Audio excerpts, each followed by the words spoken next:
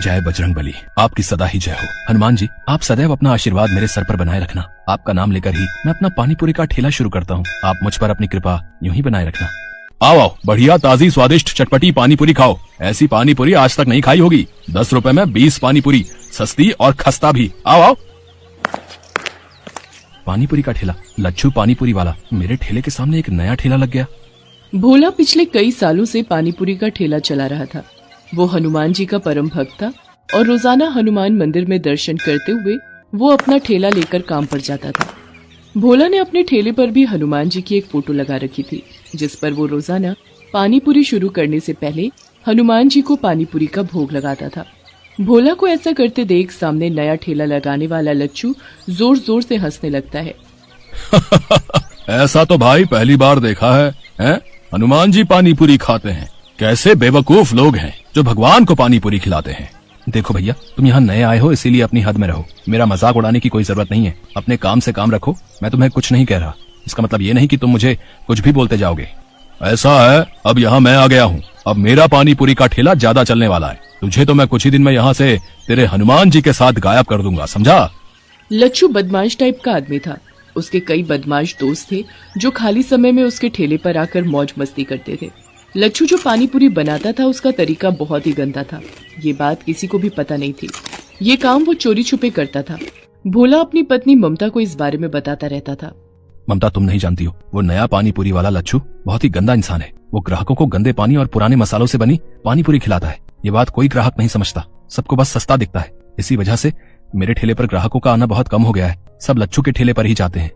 सुनो जी, बेईमानी की नींव पर खड़ी इमारत की दीवारें बहुत कच्ची होती हैं। देखना, ये लच्छू ज्यादा दिन टिक नहीं पाएगा। और आप तो अपने हनुमान जी पर विश्वास रखते हो ना, तो अपनी सारी चिंता छोड़ दो।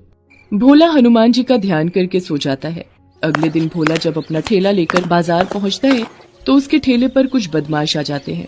ओए, पानी पूरी खिला तो जरा, देखें तेरी पानी पूरी में कितना स्वाद है। जी अभी खिलाता हूँ, ये लीजिए। कल्लू भाई, पानी पूरी में ज्यादा स्वाद नहीं है, थोड़ा तीखा और मिला बे। मेरा दोस्त कई दिनों बाद आया है, इसे जी भर के पानी पूरी खिला। तभी 2 आदमी और आ जाते हैं और वो भी उन्हीं दोनों बदमाशों के दोस्त होते हैं। वो भी साथ में पानी पूरी खाने लगते हैं। उनमें से 2 लोग भोला के सिर पर मार मार कर बात कर रहे थे। भोला को ये सब पसंद नहीं आ रहा था।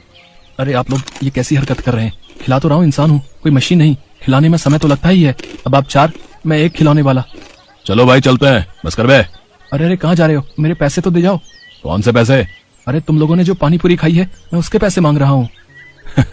हमसे पैसे मांगेगा? जा, नहीं देते। बोल क्या कर लेगा? ये क्या बदतमीजी है? तुम तो गुंडागर्दी कर रहे हो। मेरी मेहनत की कमाई है, वो तो तुम्हें देनी ही पड़ेगी। साले, हमसे पैसे मांगता है, अभी तुझे बताते हैं। चारों बदमाश भोला को बुरी तरह पीटने लगते हैं और उसका पानी पूरी का ठेला पूरा तोड़ देते हैं। सामने खड़ा लच्छू पानी पूरी वाला जोर जोर से हंस रहा था। और मारो, आज के बाद इसे पानी पूरी बेचने के लायक ही मत छोड़ना।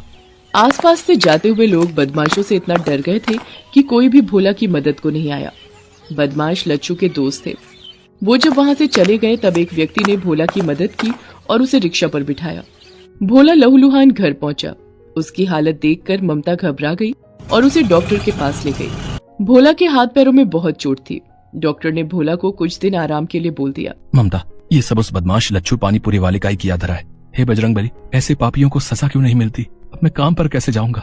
भोला अभी ममता से बात कर ही रहा था कि तभी दरवाजे पर दस्तक होती है। कौन है? रुको, आती हूँ। अरे रतन, तू? प्रणाम दीदी, कैसी हो? अरे ये जीजा जी को क्या हुआ? ये चोट?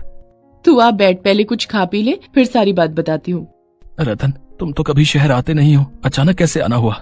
बस जीजा जी, आपसे और दीदी से मिलने का मन था और मुझे शहर में थोड़ा काम भी था। ममता का भाई रतन गांव में रहता है। उसका शहर आना बहुत कम होता है। ममता भोला के साथ हुए हादसे के बारे में रतन को बताती है, जिसे सुनकर रतन गुस्से में आ जाता है। दीदी, तुम चिंता मत करो, अब मैं आ गया हूँ।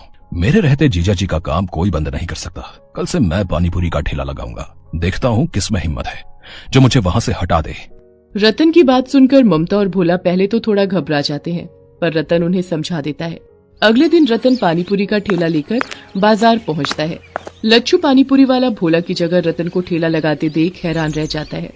ओह, तुम कौन हो भाई, जिसमें इतनी हिम्मत आ गई जो मेरे सामने पानीपुरी का ठेला लगा लिया?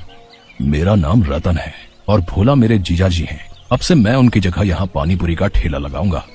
भोला के तो हाथ पैर तुड़वाकर मैंने यहाँ से हटवा दिया, अब तेरा भी यही हाल करवाऊं क्या? है हिम्मत तो मेरे ठेले को हाथ लगा कर दिखा। अभी अपने दोस्तों को फोन करता हूँ। हाँ, रतन ग्राहकों को पानी पूरी खिलाने लगता है। इतनी देर में लच्छू उन्हीं बदमाशों को बुला लेता है। ये रहा भोला का साला रतन, इसे भी इतना मारो कि ये भी खटिया पकड़ ले। अरे मेरे हाथ को क्या हुआ? मेरा हाथ एक जगह पर रुक क्यों गया है? मैं इसे मार क्यों नहीं पा रहा?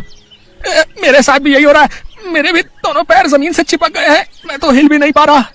मेरे जीजा जी को तुम लोगों ने मारा था, अब मेरा ठेला तोड़ने आए हो। अभी तुम्हें सबक सिखाता हूँ, ये लो। रतन उन बदमाशों को ऊपर नीचे घुमाता जाता है। वो उन्हें कभी आसमान में उड़ा देता है, कभी जमीन पर पटक देता है।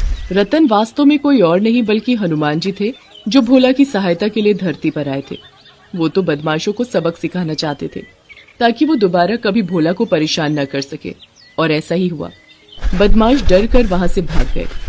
रतन गुस्से में लच्छू के ठेले पर जाता है। उसे देखकर लच्छू घबरा जाता है और माफी मांगता है। मुझे माफ कर दो रतन, मुझसे गलती हो गई। मैं आज के बाद कभी भी भोला को परेशान नहीं करूंगा। मेरा ठेला मत तोड़ना, मेरे घर में मेरी बीवी और बच्चे हैं, मैं इसी रोजगार के सहारे अपना घर चलाता हूँ। घबराओ नहीं, मैं तुम्हारे साथ ऐसा सलूक नहीं करूंगा जैसा तुमने किया। मैं तो बस तुम्हें समझाने आया हूँ। हमेशा याद रखना, दूसरों से ईर्ष्या करके कुछ नहीं मिलता, अपना ही नुकसान होता है। इसलिए अपने काम में मन लगाओ, दूसरों को मत देखो, वरना पापियों को दंड देते भगवान को देर नहीं लगती। उस दिन के बाद लच्छू ने अपने काम में ध्यान लगाना शुरू कर दिया। रतन लच्छू के सामने ही ठेले पर पानी पूरी बेचता था। रतन की पानी पूरी लोगों को इतनी स्वादिष्ट लगती थी कि लोगों की भीड़ बढ़ती चली गई। रतन कुछ महीनों तक वहीं रुका। रतन ने काफी पैसे जोड़ लिए थे। वो पैसे उसने भोला के हाथ में दिए।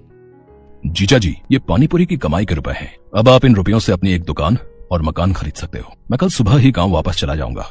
आपकी तबीयत में भी अब सुधार है और मेरा काम भी यहाँ पूरा हो चुका है। रतन, तुमने सचमुच मेरी बहुत मदद की है, मानो हनुमान जी ने तुम्हें मेरी सहायता के लिए भेज दिया हो। भोला की बातों को सुनकर रतन मुस्कुरा देता है।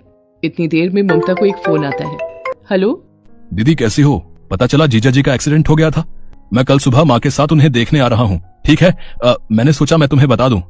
अगर फोन पर रतन है तो सुनो जी, ये कौन है? ममता को घबराता देख हनुमान जी अपने असली रूप में आ जाते हैं। उन्हें सामने खड़ा देख भोला और ममता दोनों की आंखों में आंसू आ जाते हैं। प्रभु, आप मेरी मदद को आए, आपकी महिमा अपरंपार है प्रभु। भोला, तुम्हें तो पता ही है, जब भी कोई भक्त सच्चे हृदय से मेरी पूजा और उपासना करता है, मैं उसकी मदद के लिए अवश्य आता हूँ। तुम मेरे सच्चे भक्त हो, हमेशा ऐसे ही ईमानदारी और मेहनत से काम करते रहना। मेरा आशीर्वाद सदैव तुम्हारे साथ है।